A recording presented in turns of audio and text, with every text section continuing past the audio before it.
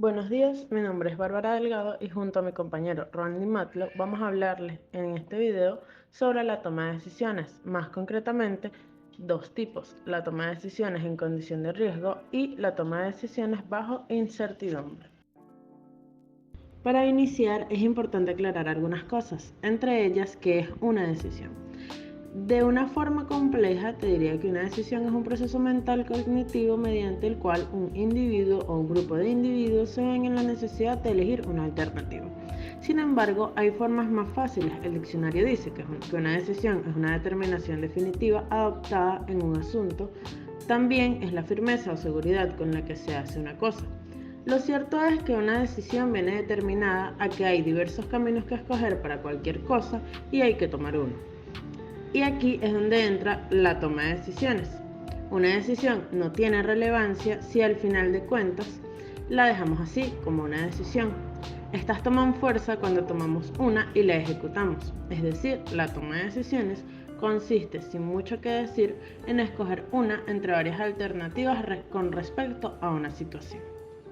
Existen tres tipos de toma de decisiones: bajo certidumbre, bajo incertidumbre y bajo condición de riesgo. En la toma de decisiones existen varias características o fases de la misma. Estas son las alternativas, los criterios, los estados de la naturaleza y la recompensa. Las alternativas son las decisiones que se van a tomar respecto al fenómeno que se presenta, es decir, son los caminos que se pueden tomar aquellos que hacen que sea necesario que se tome una decisión. Los criterios. Los criterios son aquellos que condicionan cada una de las alternativas de la toma de decisiones, es decir, la información que se pueda tener respecto a cada camino y que pueda llegar a condicionar nuestra decisión. Los estados de la naturaleza son los fenómenos a los que se somete la decisión. No es tan literal como decir que llovió o que hace mucho sol. También pueden llegar a ser estas características, pero un concepto más general es que es una situación que no puede ser controlada por el usuario o por la persona que está tomando la decisión. La recompensa es la consecuencia posterior a la toma de decisión en función a obtener una recompensa o pago. Es decir, es la consecuencia de la decisión tomada. No siempre será una buena consecuencia ni una mala. Esto será el resultado de la decisión tomada. En este video, como previamente asomé, hablaremos de las últimas dos respectivamente. Sin embargo, es importante para que entiendan cómo va la cosa, que sepan que la toma de decisiones bajo certidumbre ocurre cuando se tiene información previa que te ayuda a saber cuál será el resultado de tomar una de las alternativas y por lo tanto tomas ese camino. Por ejemplo, si yo necesito hacer almuerzo y no sé si hacer pollo o carne, pero tengo conocimiento de que anoche descongelaron un pollo y hago pollo, basado en ese conocimiento, habré tomado una decisión bajo certidumbre. Es decir, conozco el resultado y puedo tomar una decisión con base a esto. Bien, ahora, la toma de decisiones bajo condición de riesgo. En condición de riesgo, los beneficios asociados con cada alternativa de decisión están representados por distribuciones de probabilidad y la decisión puede basarse en el criterio del valor esperado, maximización de la utilidad esperada y la minimización del costo esperado. En ocasiones, el criterio del valor esperado se modifica para tener en cuenta otras situaciones. Para traducir, si la información que dispongo sobre la decisión apenas me permite estimar cualquier resultado sin tener total seguridad, estoy tomando una decisión bajo condición de riesgo. Las decisiones bajo condición de riesgo no necesariamente hablan de no tener ningún tipo de información, sino de tener información necesaria como para estimar lo que va a suceder, pero sin saber con totalidad lo que realmente sucederá. Como ejemplo, si yo hoy quiero salir a echar gasolina y tengo la pequeña sospecha de que algunas bombas tendrán gasolina, pero realmente no estoy en conocimiento y decido aún así salir, estoy tomando una decisión bajo condición de riesgo. No estoy teniendo certeza, pero tengo la forma de estimar una probabilidad. En la toma de decisiones bajo incertidumbre, así como bajo riesgo, implica acciones alternativas cuyas retribuciones dependen de los estados de la naturaleza, es decir, aleatorios. Estas se pueden presentar como una matriz con m acciones alternativas y n estados de la naturaleza que se podría ver de la forma en la que pueden ver en la diapositiva. El elemento A sub i representa la acción I y el elemento S representa el estado de la naturaleza J. Esta matriz lo único que nos representa es la cantidad de posibilidades que existen al tomar una decisión bajo incertidumbre. ¿Qué es tomar una decisión bajo incertidumbre? Tomar una decisión sin conocer absolutamente nada de lo que pueda llegar a suceder. No tienes conocimiento ninguno de el resultado o de la recompensa que vayas a llegar a obtener de esta decisión. Un ejemplo puede llegar a ser en el mismo caso de la gasolina, que en lugar de haber tenido una poca información de lo que iba a ocurrir si salías hoy, de que supuestamente habían algunas gasolinerías con gasolina, salgas sin saber, sin preguntar, sin conocer, sin decir, bueno, voy a revisar a ver si en algún lado me dicen si hay gasolina. No, simplemente sales sin ninguna información previa, nada más esperando tener suerte. Ya una vez dicha la teoría que sustenta estos temas, podemos proceder con la práctica. En este caso, vamos a explicar primero los criterios de resolución de cada uno de los temas y posteriormente aplicaremos dichos criterios en ejercicios propuestos. Primero trabajemos con lo que viene a ser la toma de decisiones bajo situación de riesgo.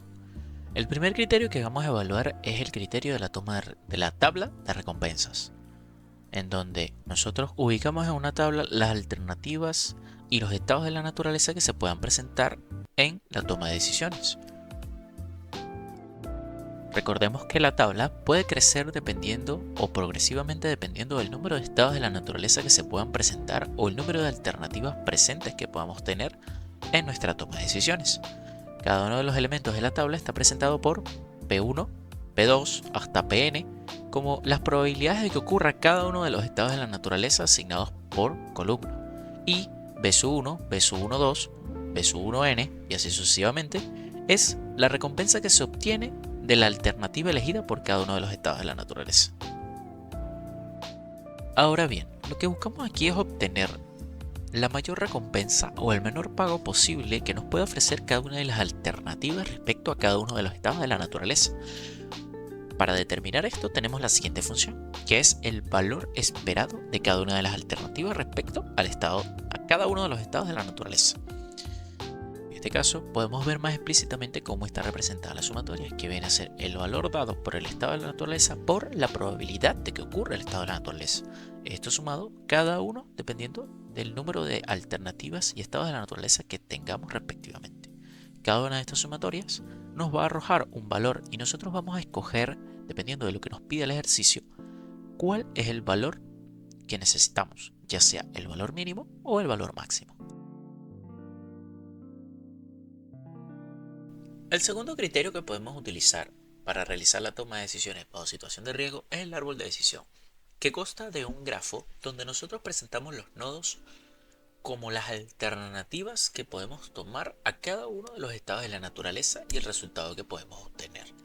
En este caso, las alternativas nos pueden llevar a un resultado directo dependiendo del estado de la naturaleza, así como también podemos presentar alternativas que nos pueden dar como resultado otras alternativas que podemos tomar que también están sometidas a los estados de la naturaleza.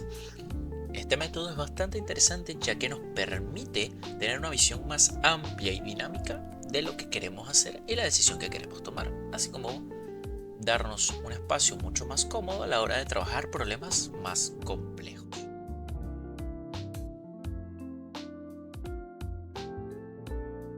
Una vez dicho todo esto, podemos proceder a resolver un ejercicio de toma de decisiones en situación de riesgo. Primero vamos a resolver el ejercicio por tabla y luego lo vamos a resolver por árbol. El enunciado nos dice lo siguiente: se presenta la oportunidad de invertir en 3 fondos mutuos de servicio de crecimiento agresivo y global. El valor de su inversión cambiará según las condiciones del mercado. Hay un 10% de probabilidades de que el mercado baje, un 50% de probabilidades de que el mercado permanezca moderado y un 40% restantes de que el mercado funcione bien. La siguiente tabla proporciona el cambio porcentual del valor de la inversión en las 3 condiciones, o sea, el valor dado a cada uno de los estados de la naturaleza. Ahora, ¿qué procede a hacer acá? Primero lo que vamos a hacer es asignar lo que vendrían a ser cada uno de los porcentajes que nos dieron a cada uno de los estados de la naturaleza correspondientes. En este caso, al mercado bajista le pertenecía el 10%, que venía a ser 0.10. En el mercado moderado teníamos un porcentaje de 50%, el cual representa el 0.50, o representa en cifra decimal 0.50. En el mercado alcista, el porcentaje cubierto es de 0.40 o el 40%. Esta suma obviamente te tiene que dar 1, que es el 100%. Ahora, ¿qué procedemos a hacer acá? Nosotros, utilizando la fórmula que se explicó anteriormente, nosotros vamos a buscar el valor esperado de cada una de las alternativas y ver cuál de ellas nos favorece más, ya que estamos buscando, según el enunciado, el mejor valor de inversión en las 3 condiciones, cuál nos conviene más. En este caso yo copié y pegué esto, que nos puede ayudar para hacer más, ahorrarnos tiempo. Es bastante sencillo. ¿Qué es lo que vamos a hacer acá? Vamos a sustituir cada uno de los valores que corresponde a la matriz B sub 1, 1 a cada uno de los valores de la tabla. En este caso a B sub 1, 1 le pertenece el 5. La propiedad del estado de la naturaleza en el mercado bajista, B sub 1 vendría a ser 0.10. Correspondientemente tenemos B sub 1, 2 que pertenece al mercado moderado, que tiene un valor de 7 en la alternativa 1, que le corresponde el 50%. Y por último tenemos en el mercado alcista el valor B sub 1,3 que vendría a ser 8 en la alternativa 1. Y la probabilidad de que ocurra el estado de la naturaleza es de 0.40. Esto nos ofrecerá una sumatoria, el cual nos dirá cuál es el valor total. Pero primero vamos a organizar cada una de ellas. ¿Ok? Entonces, en la segunda alternativa tenemos que nos presenta una pérdida de 10 en el estado de la naturaleza 1, que viene a ser de 0.10. En B sub 2,2 tenemos un valor de 5 con la probabilidad de que ocurra el segundo estado de la naturaleza, que es 50%. Posteriormente tenemos el estado de la naturaleza 3, que nos presenta un valor de 30. Ya vamos a colocarlo mejor. Un valor de 30 con la probabilidad de que ocurra el estado de la naturaleza de 40. Aquí ya tendríamos nuestra segunda operación. Y por último tenemos el valor esperado de la fila 3,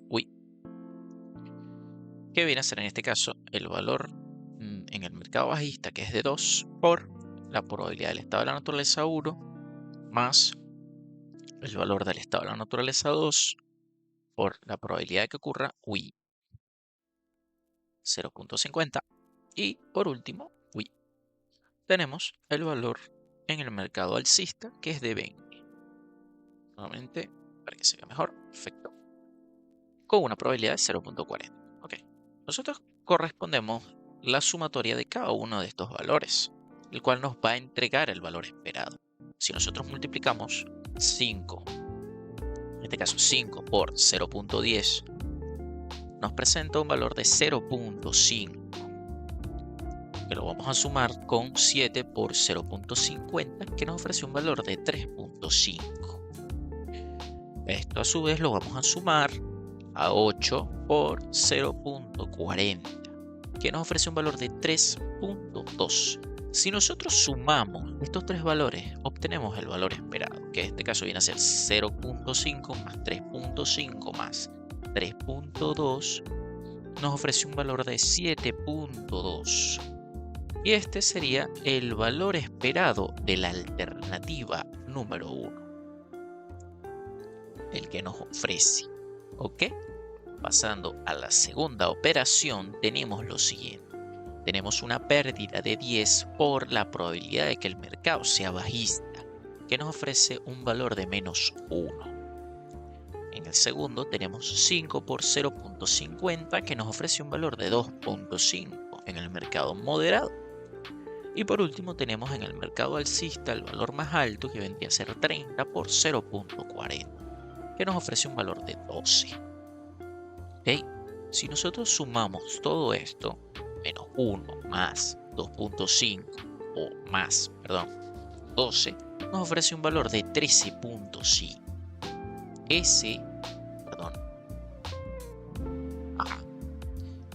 Nos ofrece un valor de 13.5, que es el valor esperado en la alternativa 2. Por último, tenemos el estado 3, el cual nos plantea lo siguiente: 2 por el mercado bajista, que es de 0.10.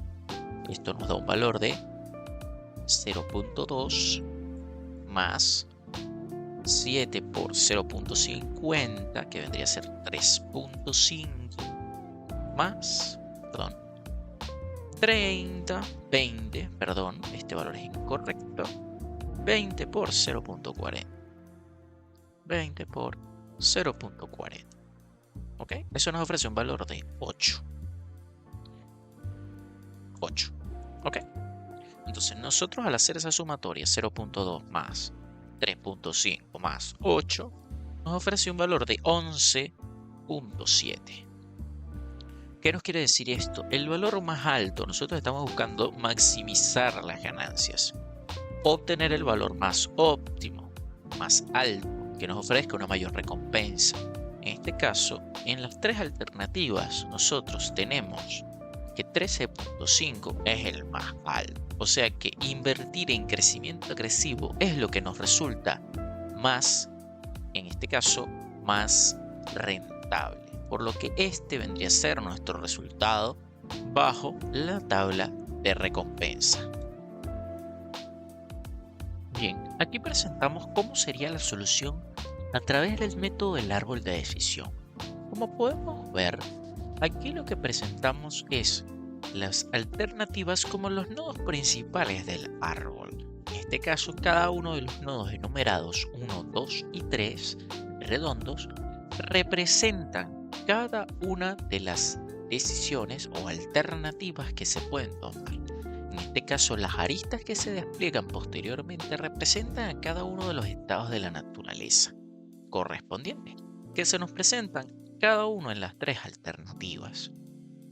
En este caso, también nos presenta la idea de que no cambia mucho respecto al método de lo que viene a ser la tabla de recompensa. Solo cambia la metodología y la representación visual que le podemos dar. Para muchos puede ser más sencillo o más complejo, ya dependerá de la perspectiva de cada usuario. En este caso podemos ver que las alternativas se multiplican o el valor dado en cada uno de los mercados por la probabilidad de ocurrencia del estado de la naturaleza nos arroja los mismos resultados en este caso, lo que nos lleva al mismo resultado neto que tuvimos en la tabla de recompensa, por lo que podemos determinar que la solución es la misma. Recordemos que esto puede o no puede cambiar dependiendo del tipo de ejercicio, y se nos puede complicar o se nos puede facilitar más dependiendo del tipo de ejercicio que se nos presente. En este caso, la solución viene a ser la misma debido a que el cálculo como tal no cambia. Seguimos multiplicando los valores dados a cada uno de los estados de la naturaleza por la probabilidad de su ocurrencia. Muy bien, ahora tocando el tema de la toma de decisiones bajo incertidumbre, poseemos estos 4 criterios. El criterio de Laplace, el criterio de Wald o criterio pesimista, el criterio optimista y el criterio de Savage, que es el criterio de costo de oportunidad, frustración y arrepentimiento. Estos criterios buscan calcular los resultados posibles con base en las decisiones. En este caso, normalmente se utilizan varios de estos criterios a la vez para poder determinar en base a los resultados que estos tienen o que estos arrojan cuál es la decisión que más nos conviene. Empezando por el criterio de Laplace, se supone la probabilidad de ocurrencia de cada uno de estos estados de la naturaleza. Se calcula el valor esperado. Esto se presenta con la siguiente fórmula, que nos formula lo siguiente, valga la redundancia. 1 entre n, que viene a ser 1 entre el número de estados de la naturaleza existentes por la sumatoria de cada uno de los valores presentes de cada alternativa respecto a ese estado de la naturaleza. Posteriormente tienes el criterio de Wold o el criterio pesimista, que es bastante sencillo, cabe destacar. Lo único que tenemos que hacer es seleccionar los valores más pequeños de cada una de las alternativas presentes en las decisiones. Se selecciona el valor más alto de sus valores mínimos. Luego tenemos el criterio optimista, que cabe destacar es todo lo contrario. Simplemente tenemos que seleccionar los valores más altos de cada una de las alternativas y seleccionar el valor máximo de cada uno de esos valores. El valor máximo de esos valores. Luego tenemos el criterio de Savage, el cual consta de lo siguiente. Se selecciona el valor máximo, o sea, el valor más grande de cada una de las utilidades, o en este caso, entiéndase utilidades como los estados de la naturaleza. Se resta cada uno de los valores que seleccionamos por sí mismo y por los demás elementos de la misma utilidad, o sea, el mismo estado de la naturaleza. ¿Qué quiere decir esto? Que vamos a restar el valor más alto de ese estado de la naturaleza por sí mismo y lo vamos a restar a cada uno de los demás elementos de la misma columna. Esto nos va a generar por naturaleza una tabla, la cual llamaremos tabla de valores de frustración y arrepentimiento. Luego seleccionamos los valores de frustración más altos de entre cada una de las alternativas. Esto en función de seleccionar la opción que genere la menor frustración. Por último tenemos el criterio de Hurwitz, el cual se toma como referencia la mejor y la peor recompensa de cada alternativa. Se define el índice optimista de alfa entre 0 y 1, o sea, podemos tomar un valor entre 0 y 1 que nosotros consideremos para cada uno de los cálculos. Y luego se calcula el valor esperado. Esto, obviamente, la función cambiará dependiendo de si tenemos que maximizar o minimizar el valor. Esto último puede parecer bastante complicado, pero realmente verás que no es tan difícil. Cuando vayamos a la práctica, verás que esto es bastante sencillo. Dicho todo esto, vamos con un ejercicio práctico. El enunciado nos dice: los directivos de la pensión Planners Inc. deben escoger uno de los 3 fondos mutuos comparables en el cual invertir $1.000.000. El personal del departamento de investigación ha estimado la recuperación esperada en un año para cada uno de los fondos mutuos basándose en un desempeño pobre, moderado o excelente del índice de Dow Jones de la siguiente manera. Tenemos nuestra tabla donde nos presenta cada uno de los fondos o cada una de las estados de la naturaleza y cada uno de las alternativas que tenemos. El ejercicio nos pide resolver a través de todos los criterios. Ya empezando por ahí, determine cuál es el valor óptimo y el valor de alfa nos lo limita a 0.4. O sea, este es el valor que debemos usar. Empecemos. Empezando por el criterio de Laplace, primero tenemos la tabla, que es la herramienta que vamos a utilizar en todos los criterios que vamos a evaluar. En este caso, se nos presenta la fórmula que ya la tenemos y solo tenemos que determinar lo siguiente: ¿cuántos estados de la naturaleza tenemos? En este caso, el ejercicio nos plantea 3 fondos diferentes. En este caso, los estados de la naturaleza se cuentan en 3, por lo que sería 1 entre 3 para cada una de las alternativas, o el valor esperado de cada una de las alternativas. Posteriormente eso lo tendríamos que multiplicar por la sumatoria de cada uno de los elementos por cada estado de la naturaleza. Lo hacemos de la siguiente manera: sumamos 50 más 25 más 40 y eso nos va a dar el valor esperado. Esto se repite en cada uno de los elementos, en cada uno de los valores esperados, y posteriormente procedemos a sacar y a determinar cuál de cada uno de estos nos corresponde mejor. Vamos a arreglar esto por aquí. Perfecto. Bien. Ahora, el valor de la segunda alternativa vendría a ser 75 para el fondo 1, 50 para el fondo 2 y 60 para el fondo 3. Ok, haríamos lo mismo para allá, para la última alternativa. Hacemos lo mismo, arreglar esto. Okay. Y sumamos 100 más 150 más 175. Ok. Posteriormente tendríamos que sumar. En este caso, ¿cuánto nos daría la sumatoria de 50? Tendría que ser 50 más 25 más 40. Serían 115. En este caso serían 115 entre 3. Lo cual nos daría un valor de 38.3333. Vamos a utilizar 4 cifras significativas. En este caso repetimos el paso, más 50 más 60. Eso nos da un valor de 185 entre 3. Y esto nos resulta en, ¿cuánto nos daría? 185 entre 3 serían 61.6666. Y por último, tendríamos 100 más 150. 100 más 150 más 175. Eso nos daría un valor de 425. Restándolo, nos daría, dividiéndolo entre 3, nos daría el valor de 425 entre 3 vendría a ser 141.6666. ¿Okay? Estos serían los valores totales. En este caso, ¿cuál es el valor que nos convendría más? Obviamente, estamos buscando el fondo más alto, por lo que 141,66 nos deja como resultado que la alternativa 3 es la que a nosotros nos conviene. Muy bien, ya trabajamos con el criterio de Laplace y determinamos que la tercera alternativa es hasta ahora la más óptima. Ahora, a través del criterio de Wald, vamos a determinar cuál, según este criterio, es la alternativa más óptima.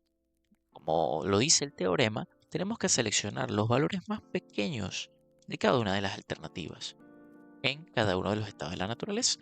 En este caso, en el fondo 2 tenemos que el valor más pequeño es 25.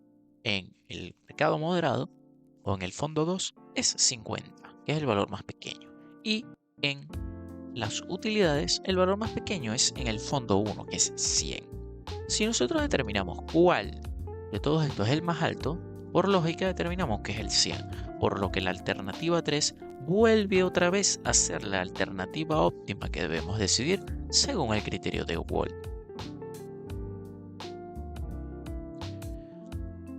Muy bien, desde el criterio optimista vamos a hacer todo lo contrario. Vamos a borrar esto por aquí.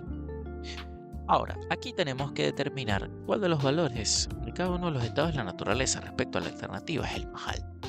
En este caso, en el fondo 1 de la alternativa 1, tenemos que el valor más alto es 50. En el valor 2, en el fondo 1 de la alternativa 2, tenemos que el valor moderado es el más alto, 175. Y por último, el valor más alto de la alternativa 3 es el estado de la naturaleza 3, que es 175. Determinando, nuevamente agarrando el valor más alto, podemos determinar que la opción más viable es nuevamente el estado de la naturaleza, la alternativa 3.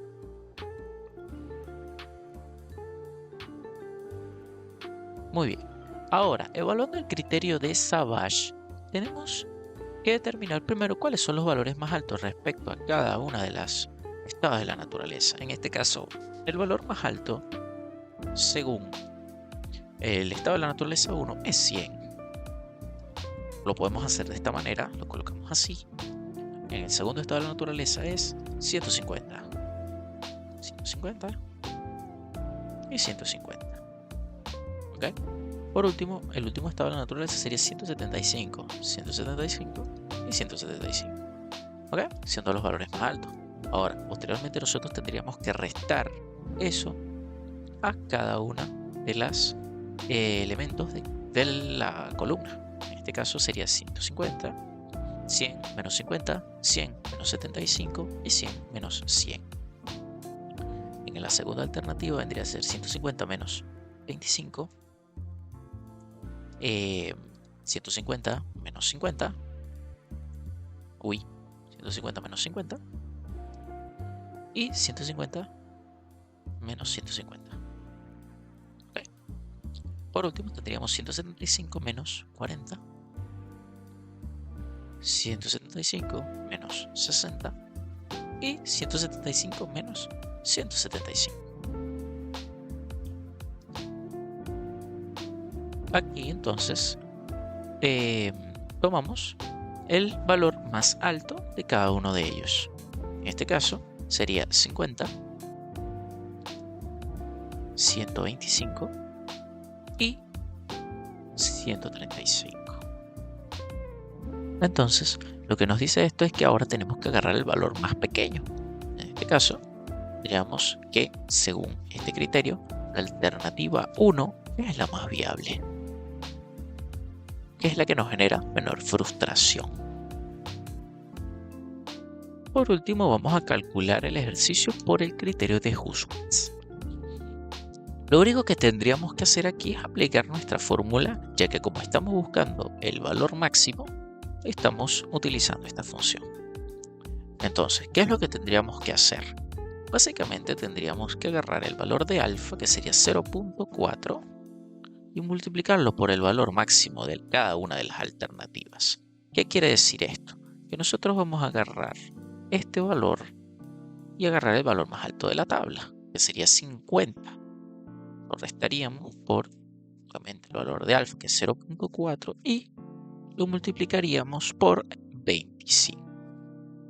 Y esto es lo que nos espera del valor esperado número 1. ¿Ok?